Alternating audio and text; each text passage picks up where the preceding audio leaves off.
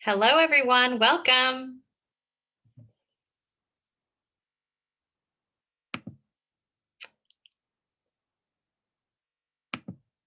Welcome, welcome. I don't know why my chat button is not working, but there we go.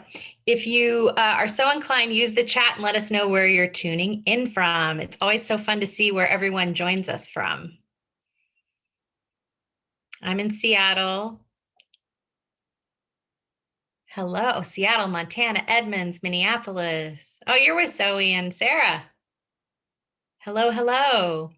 And if you use the button, when you do the chat in the drop-down menu, choose all panelists and attendees, then everybody can see it if you want to share with the group.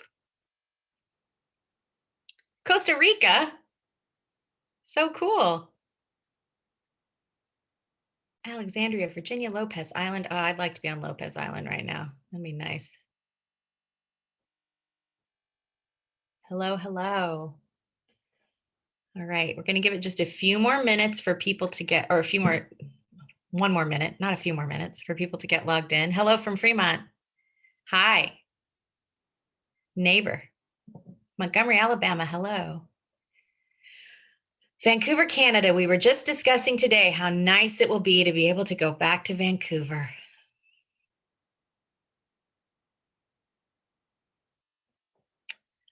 All right. I think we are going to go ahead and get started. Thank you so much for joining us, everyone. I'm going to take my glasses off because I can barely see what's happening with the glare on my glasses. Hi, I'm Laura Hamilton. I have a cookbook shop in Seattle called Book Larder, and we do a lot of author talks and cooking classes in person in the store usually, but for the past year, we have taken our author talks to Zoom. And that's actually been a lot of fun. While it would be nice to welcome authors like Zoe and Sarah in person, it has also been really delightful to be able to welcome so many of you from all over the world and also talk to authors who might not otherwise travel. So thank you for joining us today. I am so excited about this book. We are talking about Zoë François' book, Zoë Bakes Cakes.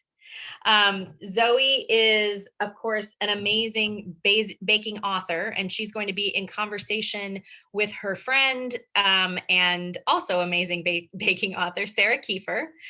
Sarah actually shot some of the photos, the step-by-step photos in the book, and so Zoe and Sarah are going to talk about the book, obviously, about sort of what it takes to put a cookbook like that together.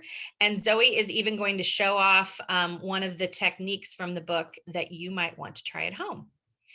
We obviously support our shop and these talks through book sales. And so if you are planning to purchase the book, if you would buy it from Book Larder, we'd be very grateful for that. And if you have already, thank you very much. I will drop a link to Zoë Bakes Cakes and also to 100 Cookies, Sarah's most recent book, in the chat once we get going.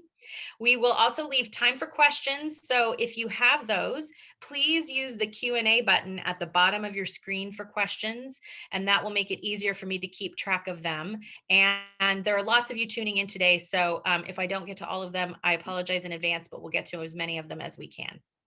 All right, so let's welcome Zoë François and Sarah Kieffer.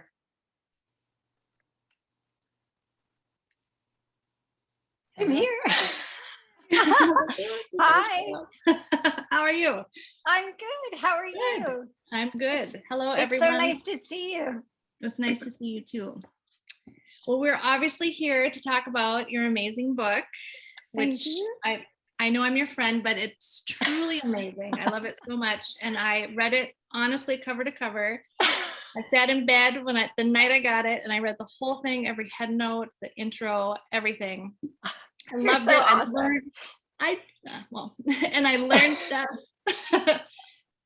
One thing I love about you, I mean, other than you being my good friend and you make me laugh, but every time I'm with you and we're baking together, I always learn something new. And that's good. Like that's nice. I do. And I feel like that's part of who you are, who you radiate to people. You're a teacher and you do such a good job at that. So if you don't have this book, I highly recommend it if you're on the fence out there. But I thought we'd start talking, if it's all right with you, We'll start at the intro because you talk about your life through the intro and your baking journey, but also just your life journey. Yeah. And you've had quite a journey. You grew up in a commune or several communes. It sounds like several. And then you went to boarding school, and then you went to college, and you took business classes. You have a fine arts degree. You were in advertising. And then finally you made your way to culinary school. So I'm curious about all of those things, how they played into who you are now. We don't have to like go into tons of detail about it, but I'm curious if there's anything that stood out that you see, like, I always like to call them the food gods shaping your experience, or any stories or whatever you want to share about that. Yeah, it's interesting because I have to say that,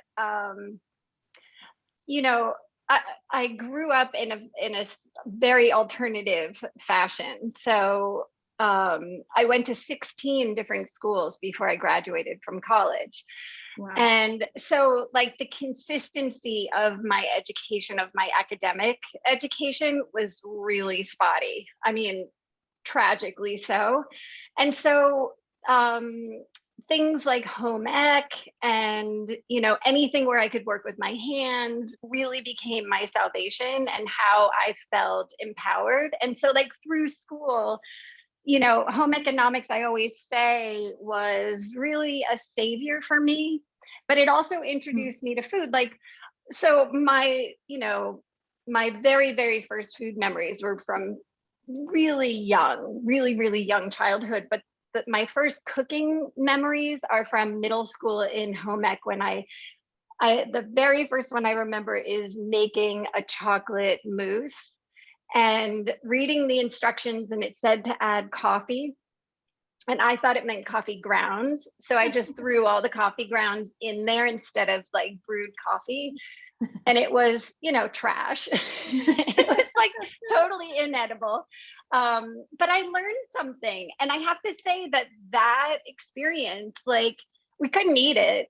Like, I could tell that it would have been tasty if it didn't taste like grit, but it did.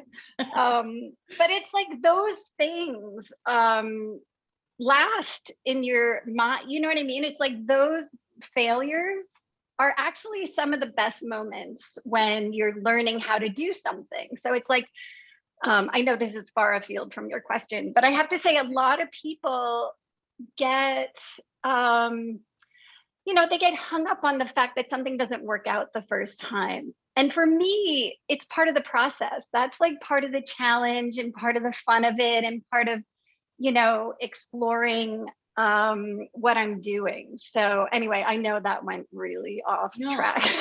It's okay.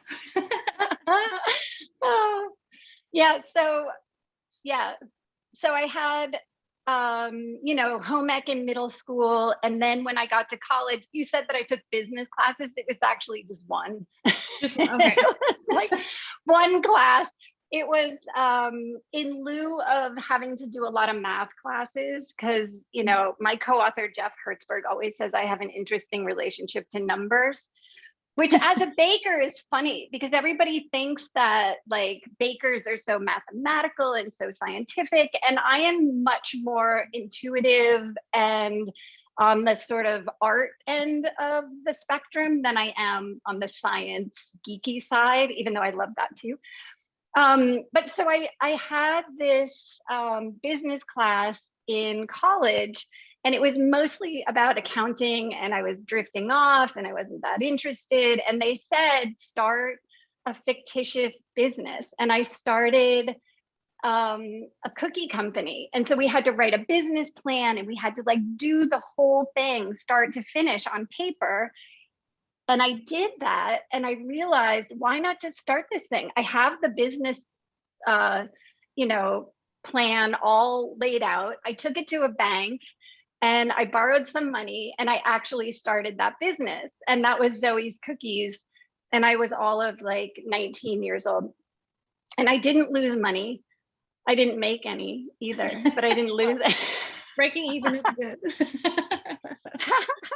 But yeah, that was, I would say that was my first glimpse into like, this is a business, I still didn't think it was like a legitimate career choice at that point, but that was the start.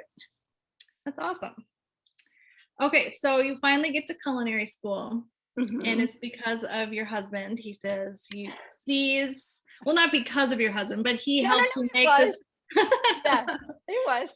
Okay, so you get there and you move to New York. Did Graham go with you, or you just went by yourself? Okay, I went by myself. So I was working at an advertising agency because that's where I always thought I would be. I always thought that would be like super creative, and it wasn't, at least not at the level I was doing it. It was much more cubicle based, much more beige than I had imagined.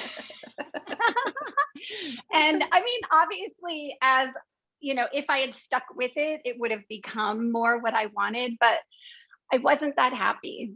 And I would come home and I would just bake and bake and bake. And my husband suggested I go to culinary school and like make a go of it. And I did that. So I packed up my stuff and I went out to New York, to the CIA in upstate New York.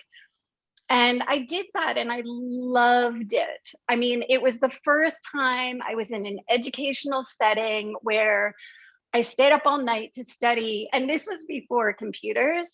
So like I was in the library, like physically having to search through books and stuff. There was no Google. There was, it was like, I remember those days. There was no YouTube. It was just, books and microfiche. Like, is that even a word anymore? And I couldn't get enough of it. It was like, I did it 24/7. But I was away from my husband and my dogs. And and then Andrew Zimmern, who is, I don't know that he even needs introducing, but he's a TV personality and a chef. And he was opening a restaurant here in Minneapolis, and he called the CIA and to see if there were any students that wanted to intern in his new restaurant. And I took it. I just left the school and I came home and I took that job. And it was incredible. I mean, I needed to be in school because I wanted a crash course in food science, basically. And that was, in a restaurant setting or in catering, you get repetition and you get practice and you get to do the things, but you don't necessarily learn the mechanics. Like you don't necessarily learn the chemistry. And that's what culinary school is really, really good at, is like a crash course in all the things, how leaveners work, how, what the protein content in flour is, how those things all play together. And so I needed that because, when we're baking at home, we don't always understand why things work and why they don't. So anyway, I left school. I went to work with Andrew and became a pastry chef in restaurants after that. So, and I just have to say too, this quote from Andrew in your book is that that he called you and said, "This lady is a star." Like that's a pretty good quote word in your book. I was like, what? It's awesome. It's true. Yeah, so I have to say, he was just trying to find a student. He talked to you and loved you. We talked for 5 minutes on the phone, and I have to say that that was like 25 years ago. Where did that time go?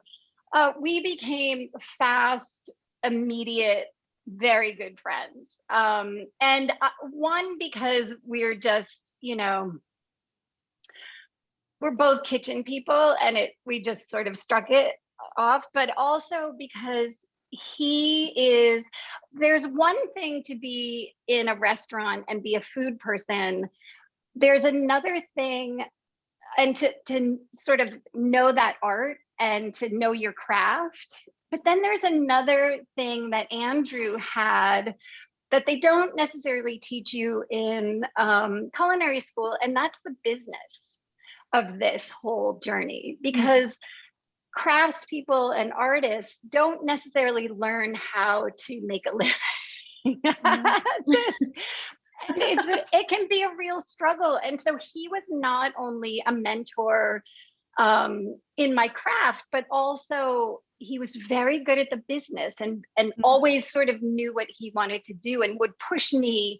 He's the first person that pushed me to teach. So I think it was the first week I was a pastry chef at his restaurant, and he set up a class for me to go and teach.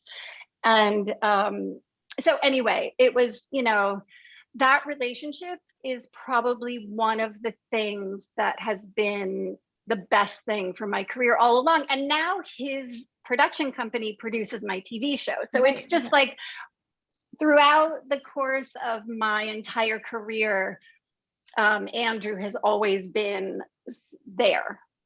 That's awesome. Yeah, it is awesome. I agree. And then you also said you did some high-end catering. Is that with him or is that No. Okay. That actually came before culinary school. That was like my first dip into the kitchen world. So I worked for D'Amico and Sons, which is a restaurant group here in Minneapolis, and they had D'Amico Catering. And it was, sort of the high-end catering company here in town. And we would do everything from, weddings to bar mitzvahs. We even catered an event where Aretha Franklin was the, star, of course, because it's Aretha Franklin. Right. And there were 3,000 people there, and we had to do a plated dessert with like really fancy sugar work and assembled, and to serve 3,000 plated desserts all at once. That's crazy. It's a circus and an orchestra and NASA, and like it's like it takes an amazing effort to make something like that happen. And so that's another place where I just learned so much, because especially in catering like that and a big bakery, you have the blessing and curse of repetition, and that's really where so much skill is learned. It's like, doing something once is, it's good, but if you do something 100 times, it's like muscle memory almost. Right. Yeah, it is. And then you also decorated wedding cakes, right? Okay, so did you like that? Was that fun? Yes, it was it was what? Back to cake. Back to cake. It was at that same catering company that I ended up doing wedding cakes, and I love it. I mean, I loved everything about. I mean, cake. Obviously, I love cake. I love baking it. I love assembling it. Sort of the structure of it all, but then the decorating. I mean, I just find it so relaxing, and that sort of intricate. I was a fine art major in college, and so when I was in college, I never really found my medium. Like, it wasn't really painting, it wasn't pottery, although I dabbled in all those things, and I always those were always my people. Those were always the people I wanted to hang out with, but I never felt like an artist amongst them until I found food. And it's like food was really my medium. It's like that's where I learned to really express myself. And cake decorating and cake assembly and that whole thing really just gets me excited. I mean, I just love it. If you've seen Zoe's toolbox of cake decorating, like I don't even know what size it is. It's gigantic. It's like my kitchen counter, and it's all her tips and piping bags and food coloring. She pulled it out, so I was like, "What in the world?" It's amazing. It's amazing. So yes. I don't have it right here. It's in my pantry, but I will. I'll put a picture up on my Instagram. You need to. Yeah, it's incredible. That's hilarious. And I believe you. Yes, that you found yourself in decorating. Yeah, I mean, everybody has. All artists and craftspeople have their medium that they relate to, and food and sugar was mine. Butter and sugar. Yeah, butter was my medium. Okay, so you did all these things. You went to school, you worked with Andrew Zimmern, and then all of a sudden you are making bread for artisan bread in 5 minutes a day. Your Yep, bread yep. series with Jeff Hertzberg. Do we Yep. want to tell us about that? Well, okay, so I was in restaurants, and I was working for someone named Stephen Brown, who's just a massive talent here in Minneapolis. And then Graham and I had our son, Henry, and I started realizing that restaurants are nuts. I mean, there's just like, it's like it hadn't quite dawned on me because I was so in it, you know, Sure. I was so part of the dance of it all that I hadn't realized how crazy it was. But it's like holidays and weekends and nights. And, you know, I was working 70 plus hours a week, and that's not sustainable once you have kids. I mean, just not, it can't happen.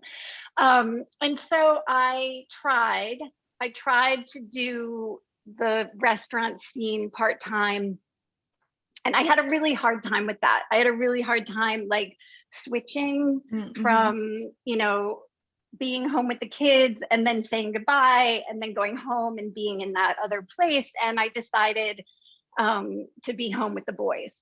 And so I quit my restaurant job and I was home with the boys. And then I took the boys to a little like toddler music class, and I met Jeff in the music class.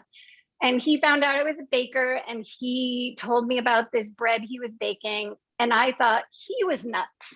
So, because if you all know our method, it's basically you dump and you stir all, you know, the ingredients together.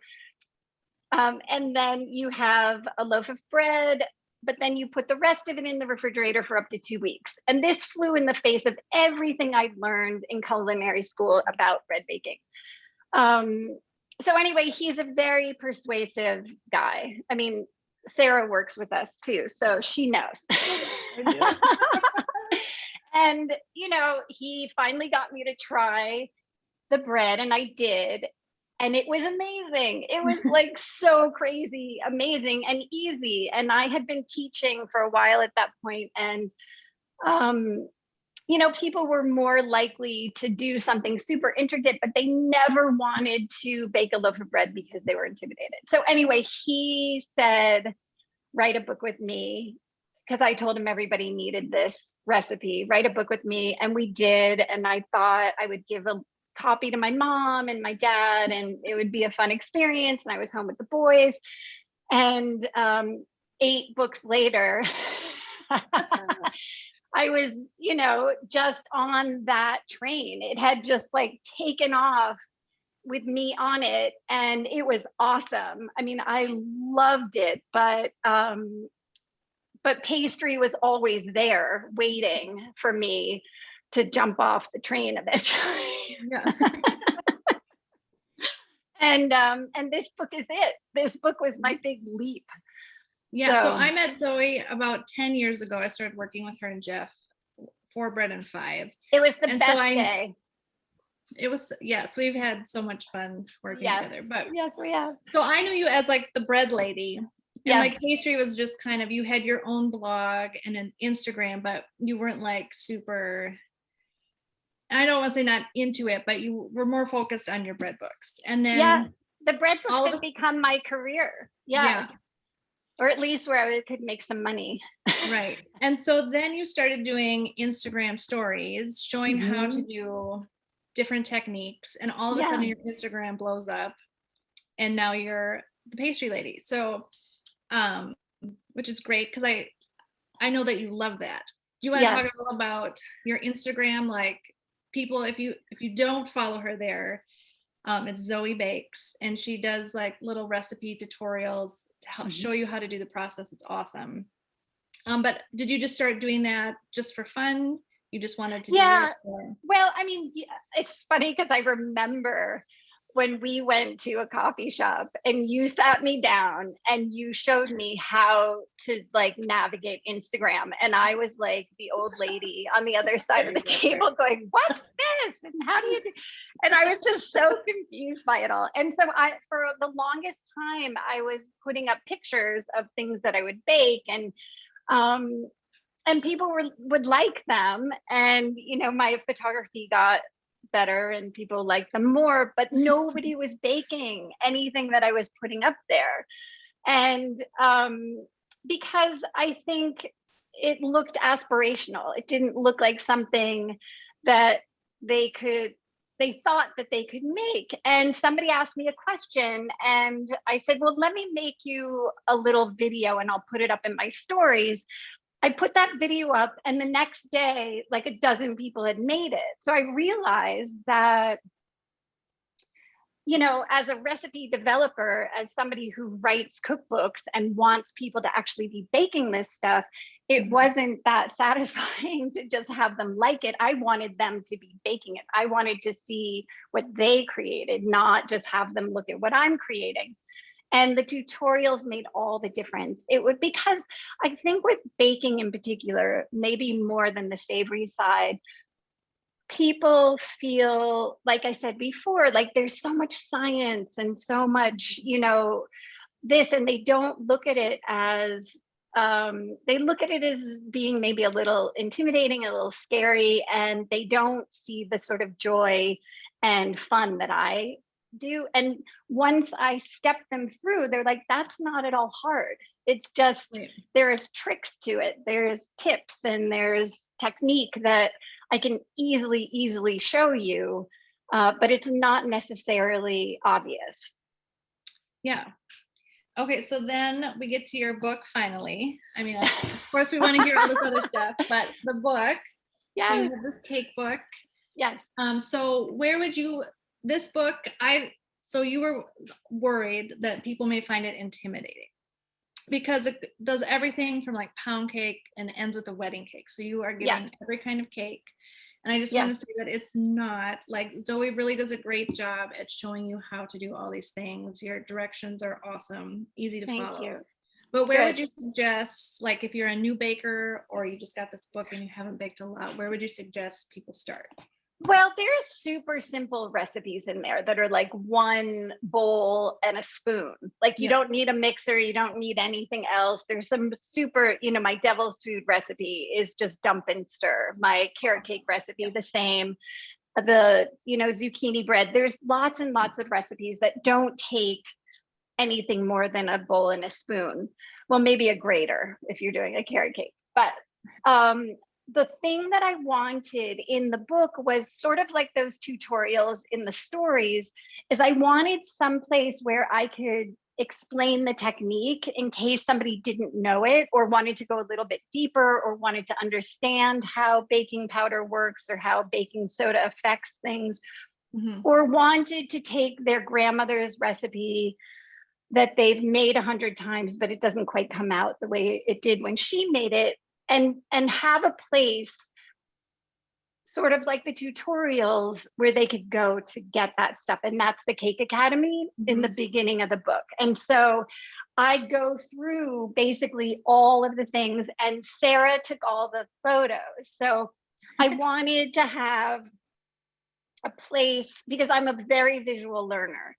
And so it was very important for me that, you know, there were pictures. It wasn't just words, that there were pictures to show the steps, because you say, you know, there's places where, like with buttercream, for instance, like you make this gorgeous meringue and it's like this fluffy, glossy, ethereal meringue. And then you add butter and then it goes like into this weird soup looking thing. And everybody's like, I ruined it. So I wanted a picture of that soup. And then you put that last little bit of butter in and it whips up into this gorgeous glossy buttercream again. So there's the Cake Academy, and I have, you know, Sarah took all the photos so that I could have my hands in there because I wanted to show my technique of doing it. So I would say that somebody who's not a baker, doesn't consider themselves a baker, maybe start with some of those one bowl recipes just to sort of get warmed up. But honestly, I have so much,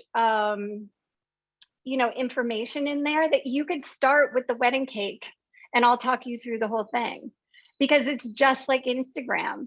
It's not hard. It's not difficult. It's just multiple steps. And so, but I'll take you through each one. But if you start at the beginning of the book and go all the way through, you will basically have the same education I got in culinary school. Because I basically took people right through the whole, like all the creaming method and the foaming methods and the decorating. It's all in there. Yeah, the Cake Academy part is invaluable, like for real.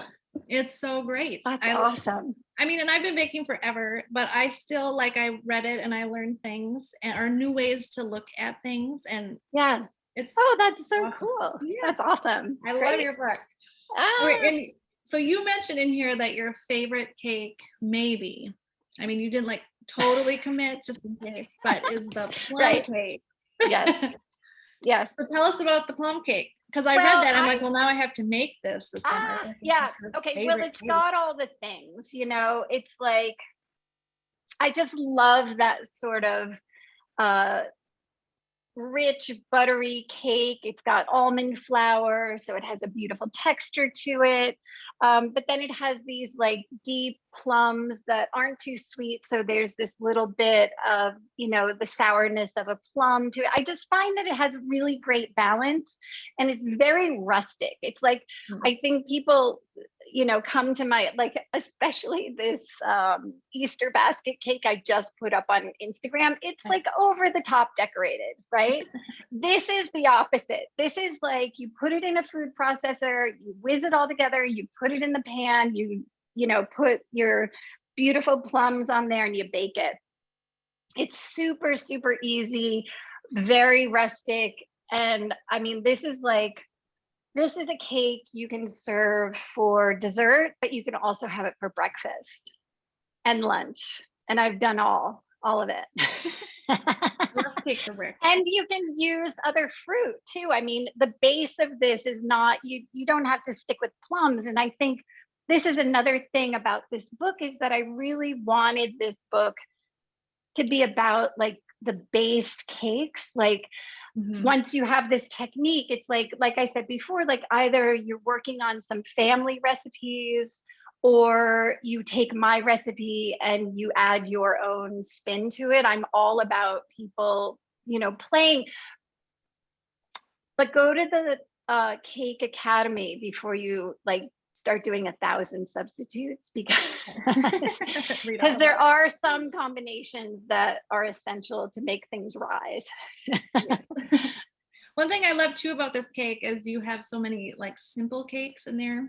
Yeah. I think often people think of, I'm going to spend 4 hours decorating this cake when they think of a cake book, but it's every kind of cake. And I forget how much I love just rustic cakes or even just yellow cake by itself. Sometimes it's so delicious. So I really like that. I felt like my love for just simple cake is renewed after looking through the book. I agree with you. I mean, I love all of it because I love, getting really deep down and decorating some stress out, it's like a glass of wine and a pastry bag. That's pretty much all I need in life. But this afternoon for lunch, I had lunch and then because I've been baking a lot to do events and stuff. And I had a 6-inch devil's food round just sitting on the counter and I opened that thing up and we all just started taking wedges out with no frosting, no decorating, just devil's food. And it was gone. And it's so simple and it's so good. You do not have to go over the top. You can just do something very simple and elegant. I mean, powdered sugar or cocoa powder and some, fresh berries. It's a super elegant way to finish a cake. You don't have to go over the top with it. But you can, and that's the But you fun can. of it. That's what's so awesome. You can do either. You Now, can. is your new TV show you drinking wine and decorating cakes? That would be amazing. That's pretty much it. It's just, yes, Of course it's I'm me. It's me just carrying a bottle of wine around town. Just No, it's hiding. well, okay, so the very first day I was shooting, I went to your house and we made cookies together. Did. And that's really what the show is about, is me visiting bakers and farmers and millers and people who are creating incredible things, and going and working with the people in my community who are creating incredible baked goods, and then coming home and teaching people how to bake. So I mean, it was basically a dream come true, and very much based on my Instagram account. It's the same thing. It's being inspired by the world around me and then showing people how they can make it happen in their own kitchens. And thank you for being a part of it. Yes, it was so fun. I'm So going much to be in fun. an episode. Yeah. But for people who don't know, it's on the Magnolia Network. And there's one episode up right now. Is that? There's one, the pilot episode is up and you can stream it on Discovery Plus. And then there's 10 more episodes in the season, and they will go up once Magnolia actually launches, and that's sometime this summer. Okay, awesome. So lots more coming. Yes, and I've seen the first episode. It's awesome. I love the show. So thank you. Yes, it was so much fun. So much fun. So I realized that I never showed you what I was going to show you, but that's fine. Yes. No, we can do that. We have a few minutes. Well, you asked me your questions, and I'm just going to tell you what I'm doing, and then we can keep talking, because I don't think so. One of the cakes I'll show you in the book. I love this. I have to say that one of my favorite things about the book is the ribbon. I have a ribbon too in mine, and so many people have emailed me to thank me for it. I know. It's so nice to have a bookmark. I know. I love, because usually I have Post-it notes, and the ribbon is so much prettier. It is. I know. And it like dangles. It's all fancy. I know. So, okay. So this is my one way to decorate a carrot cake. And those are just carrot peels that I candied and then dried in the oven. And so you have to peel the carrot to make the carrot cake anyway. So why throw it out? I just wash the carrot. I use a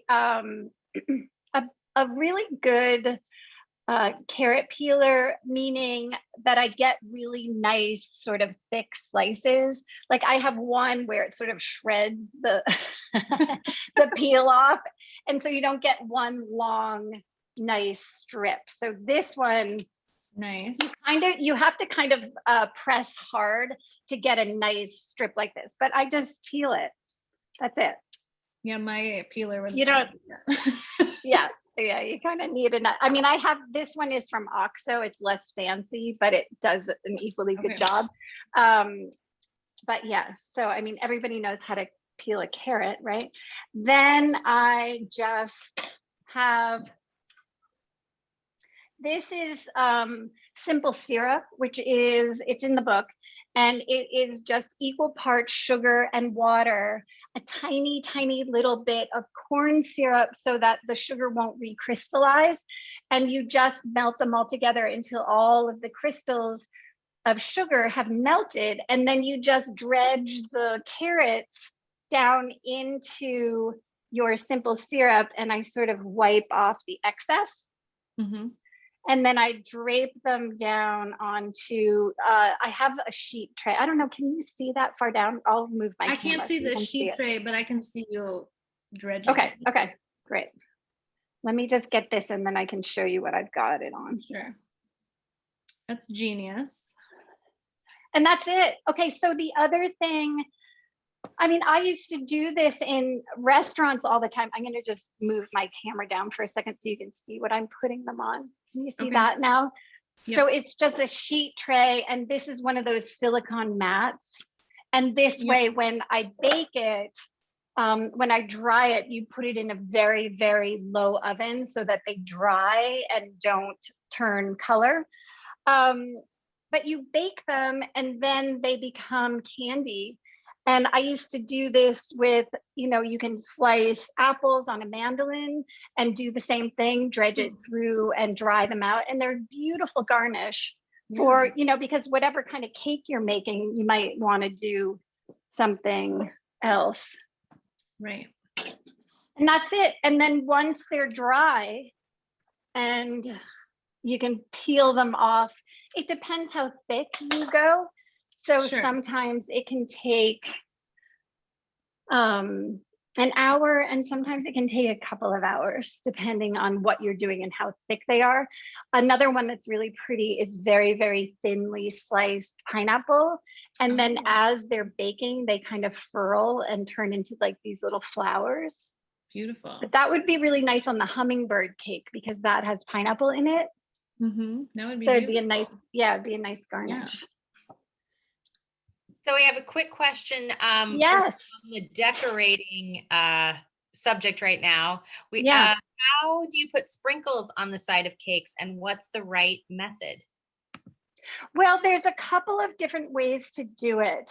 One is essentially just putting the cake onto a sheet tray, just like I showed there.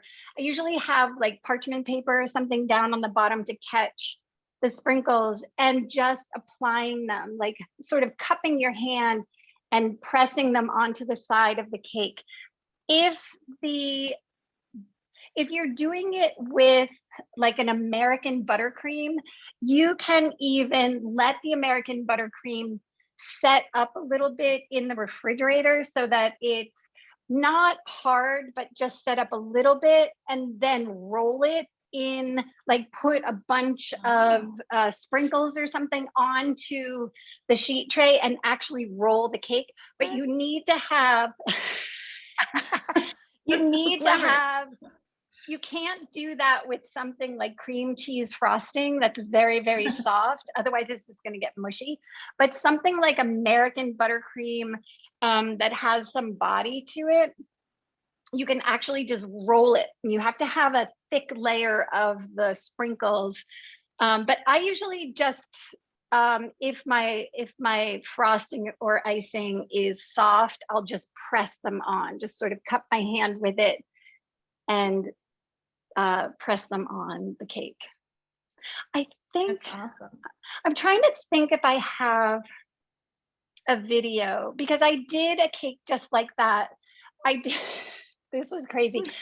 I made Charlie, my youngest son, a birthday cake, and he's in college, and I wanted something that I could send to him. And I thought if I pressed sprinkles all over it, he wouldn't notice as much if it got dinged up in the mail.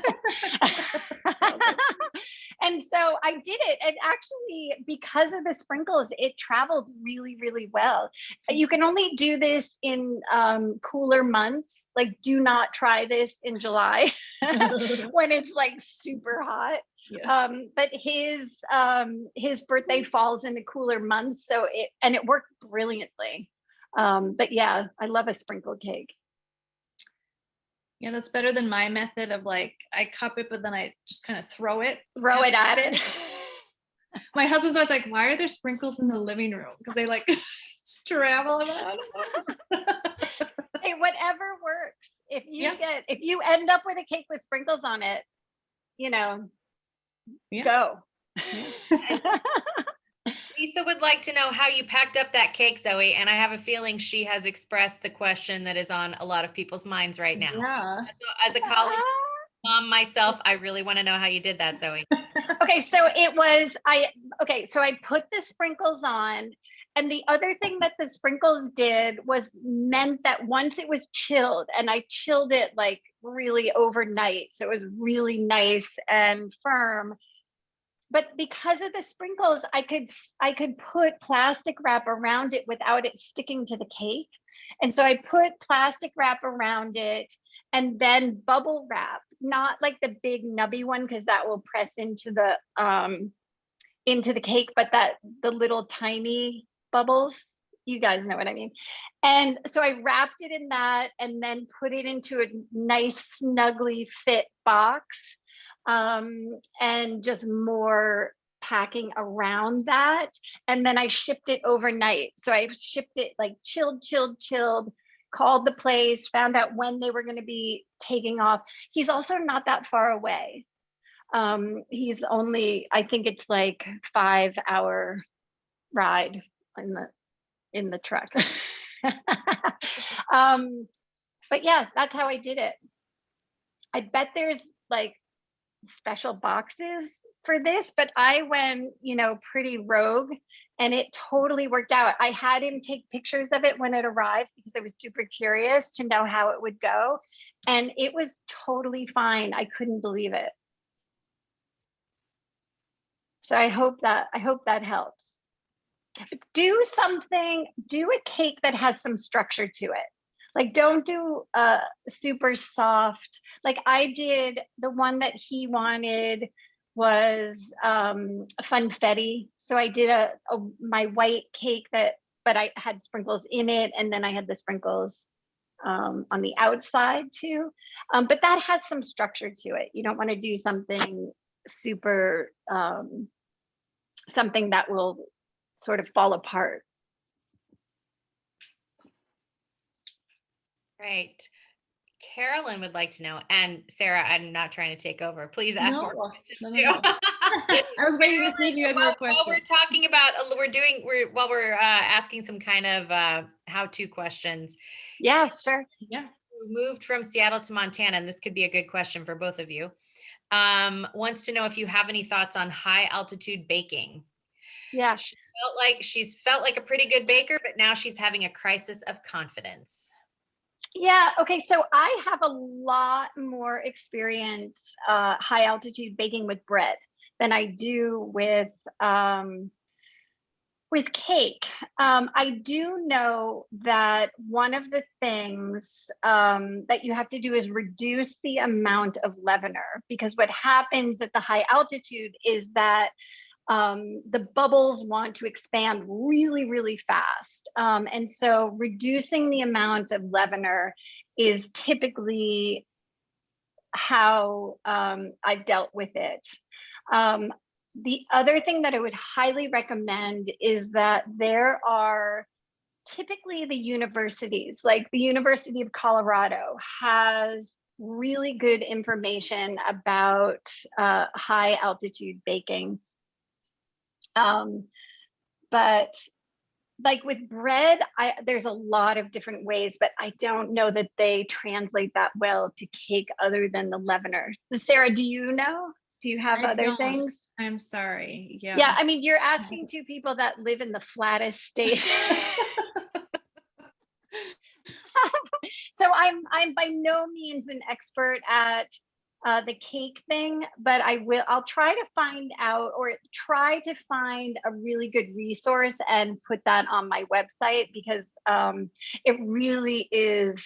I've done some classes in Denver and had to have a local help me out in terms of how to adjust the recipe.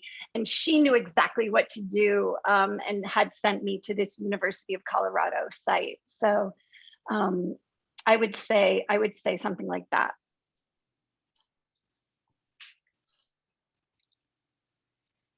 Is there any more questions? You could jump in, that's totally fine. So let's see. Oh, we're moving a little bit away from sort of technique here, but Bailey has a question that, again, I'm sure lots of other people are wondering about, since you made a career change, Zoe. Mm-hmm. Since you moved from a more traditional job structure in the past, do you have any advice for those of us wanting to transition from an office job into something culinary, or starting our own culinary business? Yeah, I mean, it's interesting right now, this moment in history, just because finding in-person jobs in bakeries might be challenging, but that's always been my advice to people who think that they might want to be in this industry is go and get a job, even an internship, an unpaid internship, just or what's called a stage. A stage is what people do when they're leaving culinary school is they go and they work in a restaurant. They work in every stage of the restaurant. So they'll do pastry and garde manger, which is like salads, and the hot line, and they'll do each position in a restaurant.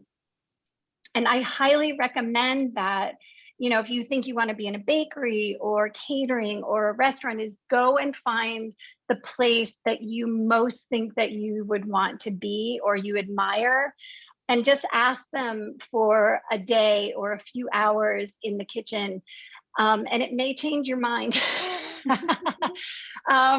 Restaurants are a particular kind of crazy, and I would get people in requesting to come and work with me for a day, and they really had no idea what it meant to be in a professional kitchen.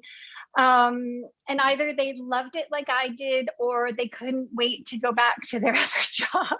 Either way, it worked out really well.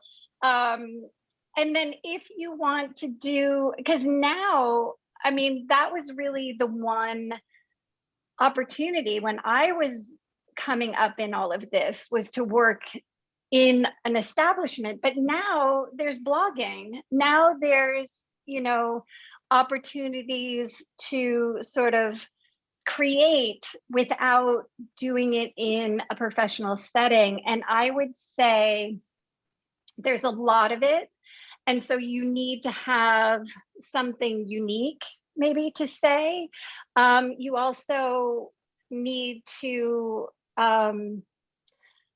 do your 10,000 hours. You know, it's about practice. It's about honing your skills. It's about being a craftsperson and taking that really seriously and really dedicating. If you have another job, then dedicating your evenings or your weekends to it, and getting some books like mine and Sarah's that you can really trust, and diving in and really trying to understand as much about baking as you possibly can. And it's awesome. I mean, I love it, but I think Sarah would agree. It can be a very difficult, and equally exciting world to be in. So yeah, I hope that was encouraging. All right, one more question here. I mean, there are several, but I know that Sarah, you probably have one or two more you might want to ask. Are you? You can go ahead. That's fine. We just had well, I'll let you have the last one. So, okay. So just, you know, I'll let you know. Okay. So this is again a question for both of you, and I know it's one that I get at Book Larder all the time. Can you talk about measuring flour? Some say weigh it, some say scoop and fill the cup and spoon. Yeah, you know what I mean. Do the swoop and level. Trish said it better than I just did. And I would say I am team scales. And then I'm going to turn off my camera. I would say we're probably all team scale. Yeah. Right, Sarah? Yes, okay, so yeah. Scale is, if I'm on a crusade to do anything, it's to encourage people to weigh their ingredients, because you get a more consistent result because it's always the same. A pound is always a pound, whereas a cup, just like, you know, she was saying, depending on how you scoop your flour, it's going to come out either 4 ounces or 5 ounces. And that ounce really makes the difference in certain recipes. And so always, you'll see in my book, I'm always talking about the scale, and my recipes and Sarah's recipes as well are in cups because a lot of people still use cups. So we want them to be able to use the recipes, but also in grams so that you can do that. Okay, so if you are using a cup for my cake book, which is different than my bread books, for my cake books, I went with the way that King Arthur flour baking company does it, and I did a spoon and sweep. And so it's a little, it's what is it, 120 grams per cup, which is less than if you scoop it into the bin and then sweep it, and then it's more like 140 grams. How did you do it, Sarah? Mine is 142 grams per cup. Yeah. Because I found that's how I always baked, is I just scooped. Yep. I didn't sit and Scooped it. do that. So yeah, I just thought I'd make it easy for myself. it was a back and forth with the publisher on how to do it, and it's really such an imperfect thing, because every author, I would say, there's no right way, there's no wrong way.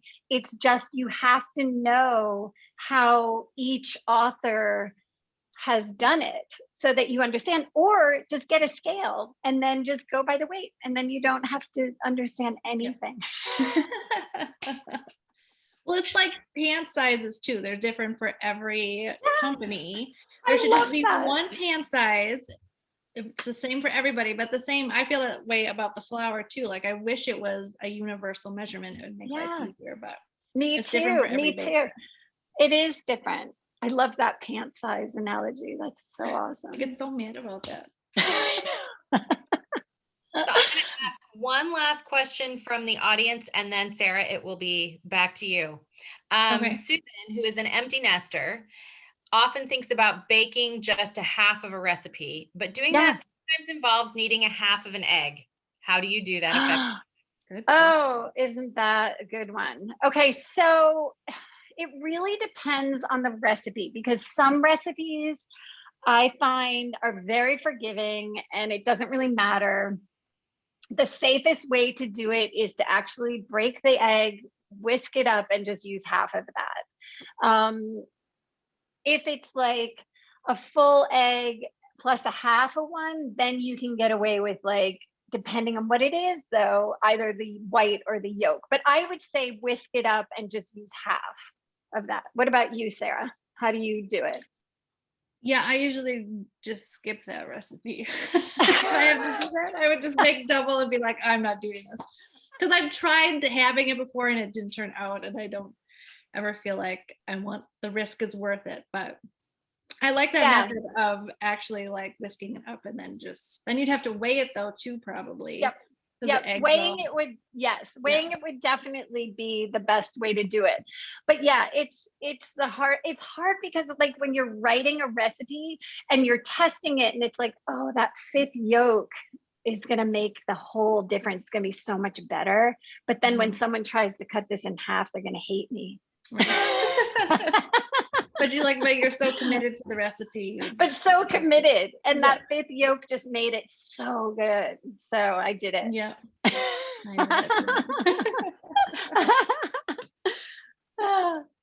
Okay, so I had just 2 questions left. We can pick what you want to talk about. Okay, let's do meringue and pavlova, because you are like so into that.